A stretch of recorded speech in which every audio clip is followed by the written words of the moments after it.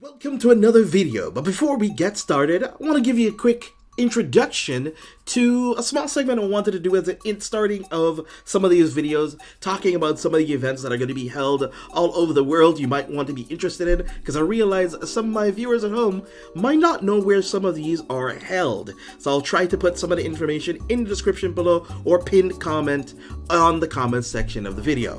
First, we have the Regional Spring Fest Championships, the Bushiroad Spring Fest 2023 that is appearing this year all over the world. Don't forget, there's a registration that you can sign up with, some registration links, and there's also some really cool prizes that you can earn as well for all of the respective card games that you play and Bushiroad products that you enjoy.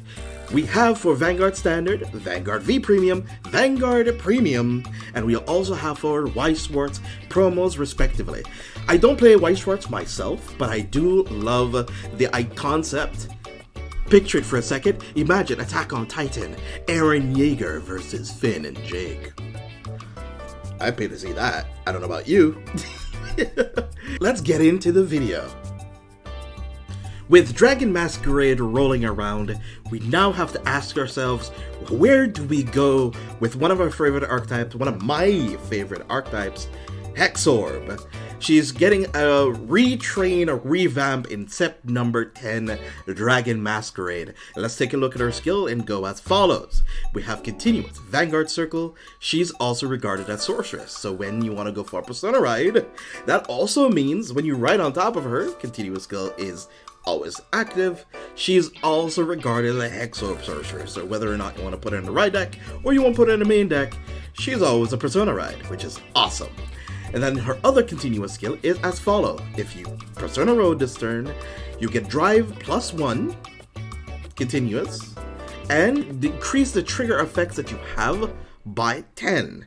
So it poses a question, is it worth running fronts again? Most Hexaorb players are already still running fronts, or have been doing it since the beginning. I myself have not been doing so. I tend to gravitate way towards more draws in Hexaorb in general for myself, and I'll explain in a second, but we go through the rest of the skill first. When the drive check during the battle this unit attacks reveals a trigger, you can Soul Blast 1, and then choose one of your rear guards and stand it. It's an auto ability, plus it's not once per turn. There's nothing on here that's once per turn, so that's actually really strong. It allows you on your first grade 3 turn to be able to poke your opponent if you want to, if this is your ride deck, or on your Persona ride turn when you're trying to go for the finish, it allows you, even after you have no CB to pay additional costs, it allows you to keep on pushing pressure as long as you have the soul. And with current Hexaorb, with the set 10 version of it at least, you develop a whole lot more soul than you normally would. Let's go into the deck list. So, running a starter, I'm running Youth Following in the Footsteps Youth. Kind of cute. You can fool your opponent sometimes into doing very weird mulligans. If it's, no open decklist format, of course, this doesn't mean anything. But usually in a blind tournament, if you're playing against somebody, or you're playing against somebody in casual, sometimes it kind of messes up their discards for the turn and stuff like that. It's kind of okay. Then we have Tier Square Sorceress. I'm actually running 3 copies of her now. At the moment, 1 for ride deck and 2 for main deck. Because of the finisher being Aquamarine Hexaorb, you tend to have extra CB lying around, which is a very rare thing for Hexa in general. Because usually on your first Persona ride turn or turn subsequently, you tend to not have any open CB whatsoever, and thus always have to keep on mitigating any costs that you're paying by guarding very efficiently or having to take an excess amount of damage all the time. Then we have the Pentagleam Sorceress, our staple grade 2, our first grade 3 ride, really needs it. You can push a lot of extra power, especially if you want to hit like 2 triggers on top, it gives you that extra chance of seeing stuff. And then we also run 4 main deck copies of 3 main deck copies of Hexaorb Sorceress and 1 in the ride deck. The first grade 3 turn is still kind of important, especially there's sometimes you want to keep pieces for your Persona ride turn. You don't want to overextend or else you'll get punished. There are some matchups you might not get punished, but still hitting the offensive critical trigger on your first grade 3 turn allows you to get that extra 20 to 30k or even 40k additional power, which begs your opponent the question, do you want to guard this or not? And you still being able to use the effect of giving a booster power is still really sexy to me.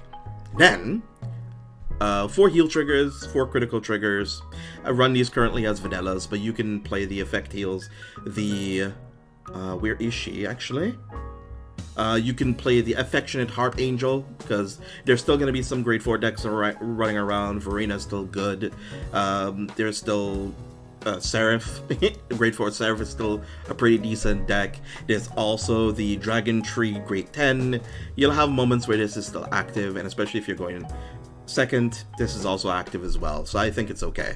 And it's a 10k extra shield. How much you want to run of this entirely is up to you. Then we have the Overtrigger. Of course, this is good. On the old Hexorb, you would get additional effects of giving plus 10k to additional units, because it says auto when you would drive a trigger, period. So it also activates on your rearguard drive checks. Aquamarine, sadly enough, doesn't have that. And the skill only to race stand activates when this unit has a drive check. It's a little unlucky, you know?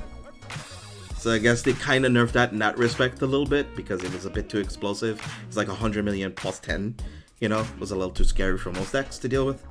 Then we have 4 of the effect crits. You still tend to use some soul. 3 draw triggers. You can run fronts if you want to. I think this deck gets a lot in its drive checks now. It gets a lot in its draw triggers, but there are some moments where you are on original Hexorb and you can't find Aquamarines, having to put crit triggers on top if you don't see any crit triggers on top, but via your scrying effects. Scrying means looking at the top of your deck and choosing whether or not it goes to the top or bottom.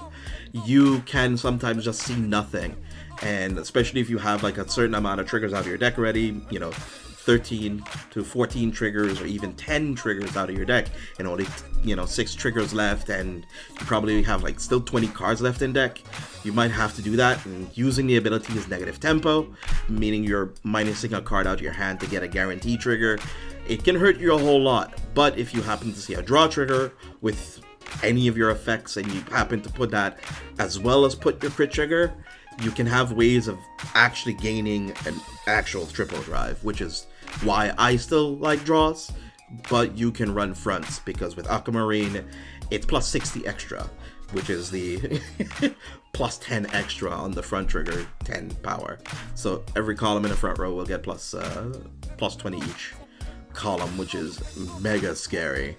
So I suggest, if you want to run some number of draws with some number of fronts, or if you want to go purely rainbow, have fun with it. I think it'll work just fine.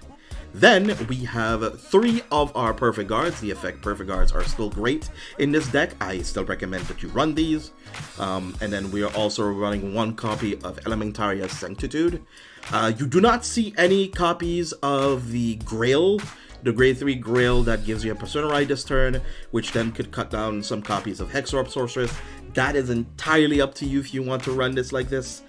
I prefer my 8 copies because I think each of them fulfill different facets that you want to attack from.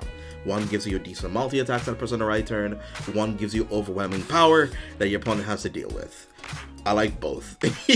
And I just like my additional grade 3s that can be called down as rear guards.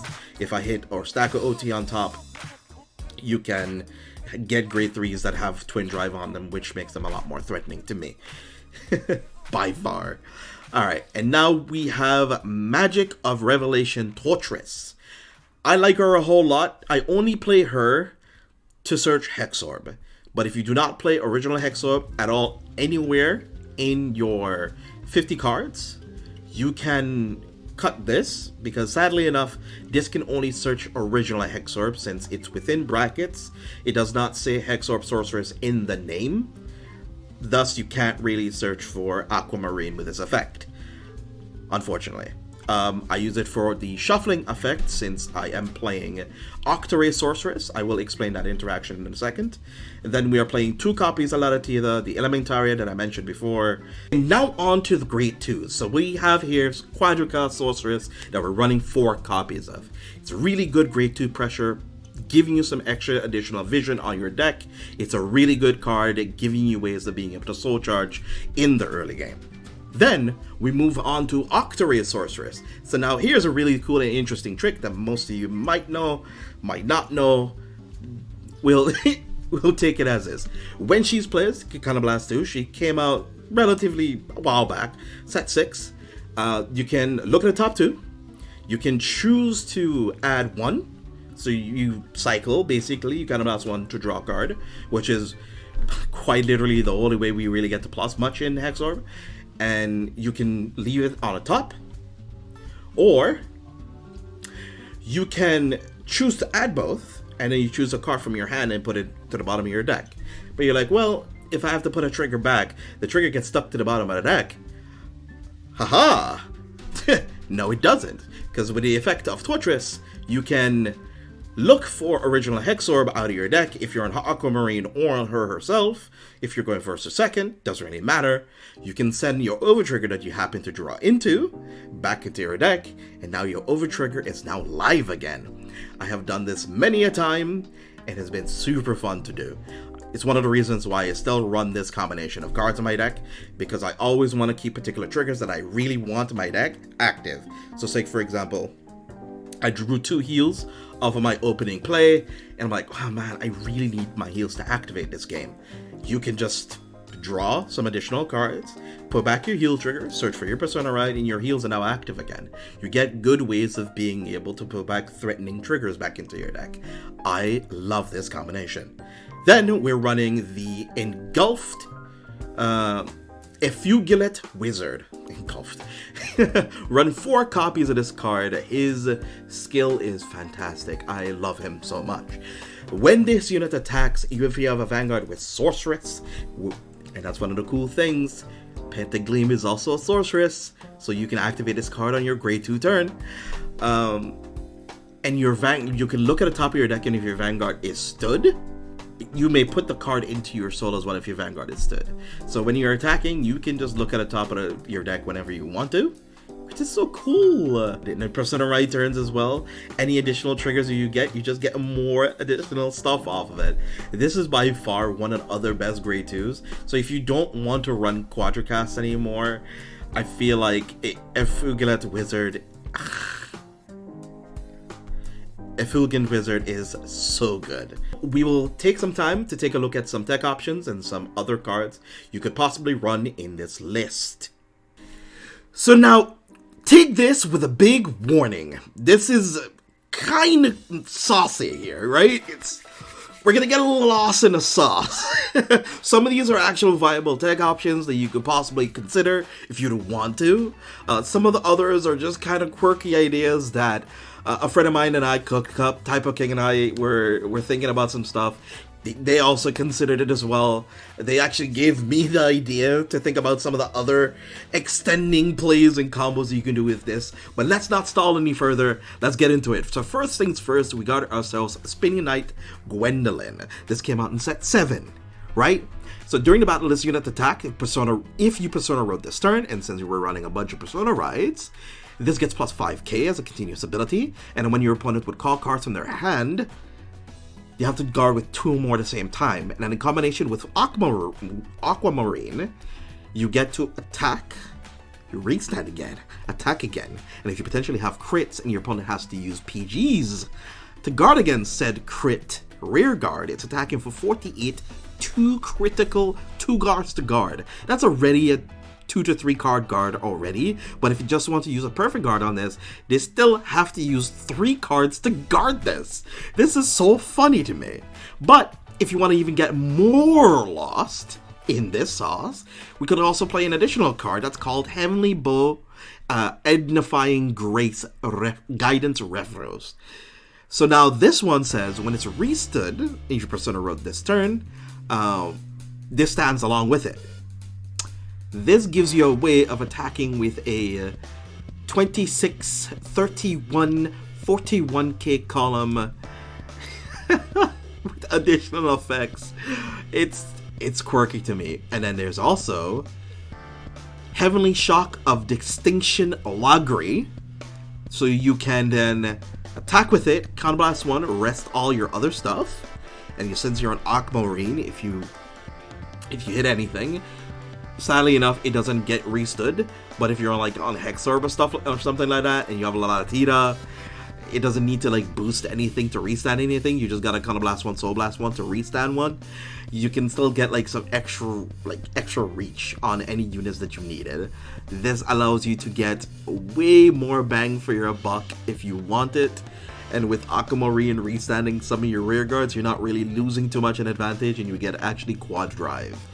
And especially if you're running it in combination with another tech card that you could possibly run as well, we have the Octo Devotee Sorceress, which also counter charges potentially, or soul charges as well as an option for your grade 3 lineup. And then don't forget, we have Dark Strain Dragon. If you're not running any other grade 3 boosters, it gives you a way to give your grade 3s boosts. It turns your Hexaorb Sorceress that probably might have been dead cards into boosters for whenever you need to use it. And then don't forget, we also have guarding options for your grade 3 as well with Embrace Dragon.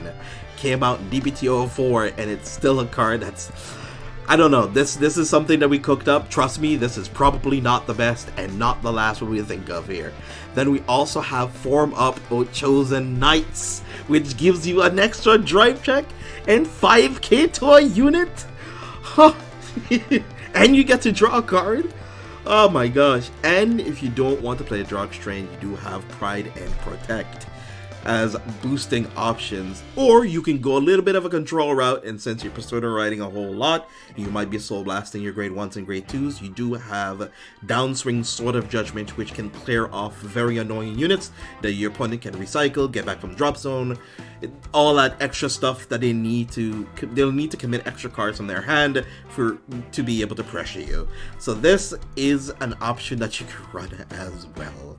So out the sauce out of the way, let's talk about some of the actual cards that could be considered in this deck if you so want to choose to do it. We have, first things first, we have the Magic of Alteration. Tunar recently got this in set 8. This allows you to counter charge if being boosted. We do run a number of boosters in this deck, so you can actually have access to this. And if you don't have any counter blast up and you have 3 or more damage, you get the counter charge if it's boosted, which is, it's not bad. It's it's not costless, that's for sure. Then we have the Divine Sister Benny, which does allow you to take a look at your top 2 for a Counter Blast. The Counter Blast is a little bit heavy for me. It does allow you to look at the top of your deck, reveal it, and you get to add it if you want to, if it's not a trigger. But having to reveal information to your opponent is something I'm not a fan of. Then we also have the Moth Girl Maple, which does give you something to call back every single turn, because sometimes with Hexa, you will probably have a whole lot of triggers, maybe not a whole lot of rear guards at a time, and this gives you an extra rear guard you don't need to commit from your hand, and it's also a perfect PG target. It's a perfect ride target, so you can discard for your ride deck, especially going into your grade 3 turns and Persona Ride turns and stuff, so this is really good. And then we also have a Knight of Protection Spear Arthem. It's a Persona Ride unit, but outside of that, if it's in the front row, it gives protection to your other units as well. If you're playing against removal heavy decks, so going against something like Chronojet, for example, does allow you to protect your units and keeps them from being removed. Drilling Angel, allowing you to be able to recycle some of your cards, so get you some soul, maybe filter your deck for some units. It does allow you to shuffle your deck. It's an additional shuffler if you're using Octare to be able to draw cards and put cards back. It gives you a way to be able to manipulate your deck even further if you want to. Then we also have 4 Hexaorb Sorceress, the promo card that was released recently, I think just last year. 4 Hexaorb Sorceress does give you a way to be able to countercharge, draw additional cards, but this particular card works only best when you're playing original Hexaorb, because you target it with an ability, and that's the way you get to draw a card. But you do get the countercharge if you want to, though. I don't feel like this card is that much needed, but if you want to run it, you still can. And then other card that I thought about was Magic of Purification, Fifuri. I don't like her that much because she needs the boost. It only activates when you're grade 3 or greater. She does give you additional soul charge, which does pay for a whole lot of your effects that you've been using, but she doesn't do anything. She needs to actively boost to do so. One of the reasons she didn't make the cut for me, but it's something I can probably suggest to you that you might want to try for yourself and see how you feel about it, because you could possibly look at the top of your deck, you might not be able to manipulate it, and then you can just soul charge it if you know you don't really like the cards you see. Then some people I have been seeing with the new additional Aquamarine here is that they've been running this Heimer Divine Sister, and you can look at the top 3 cards of your deck, put them on top in any order that you want to.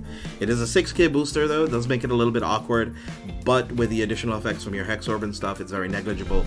It can get as big as it needs to. It's still a booster and it's still pretty good. Some lists I've also seen me running is Knight of Gale, Sign Burglar. She gets an additional +5 if you're on grade 3. That's it. She's a 13k booster, or 23k attacker, or possibly 33k attacker, or 43. She can get pretty big.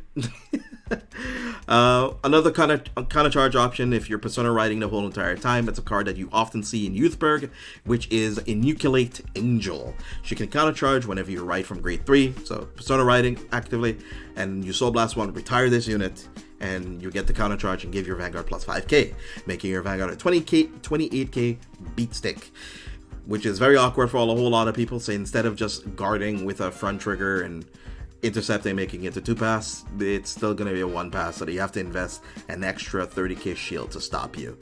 So that's actually kind of scary. And then we also have Changing Magic Mimiru, which can target your front trigger or your crit trigger in your drop zone by sacrificing this unit and adding it back to your hand. It's a 1-for-1, and ultimately you're going minus. It is a 7k booster, which can get very awkward in terms of numbers, because even when you're attacking for 27, it can be kind of awkward for your opponent to deal with. And then we also have the Diane Dragon Sorceress, which does allow you to use 15k shields. Shield is cute. Maybe this might be...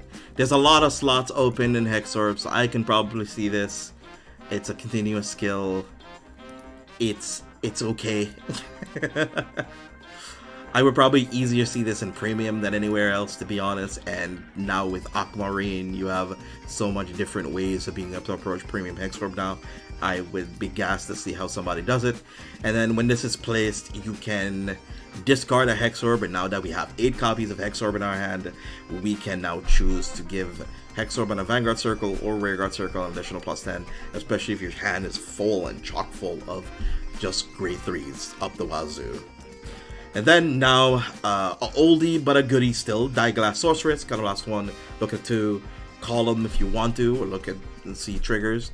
Do have to discard a card, so minusing your hand is a bit of an issue. And Painkiller Angel is back again, potentially. You can run this if you want to now again.